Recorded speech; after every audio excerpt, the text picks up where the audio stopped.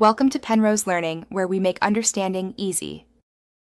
You'll begin by enabling the essentials: microphone access and network. Open Settings, then Apps, and grant the assistant microphone permissions so it can hear you. Next, set your default assistant app. Make sure Google Assistant or your phone's assistant is selected. Once done, practice the wake phrase, say "Hey Google," or use the assistant icon on the navigation bar. This gets you into listening mode fast, and it's why permissions and defaults matter. Without them, voice commands won't reach the right app.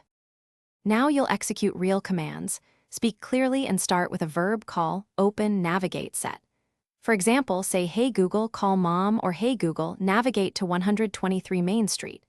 Make sure to include targets like exact contact names, app names, or addresses so the assistant resolves them without asking. If you need multiple actions, chain them, then or use brief pauses to separate commands.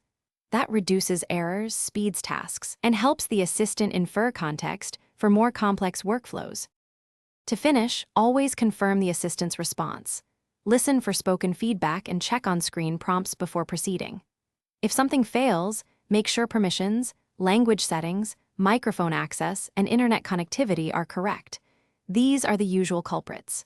If errors persist, retrain or reset the voice model in assistant settings, and try a different wake phrase or a manual tap to isolate the problem. One tip: clear cached data for the assistant app if commands remain unreliable.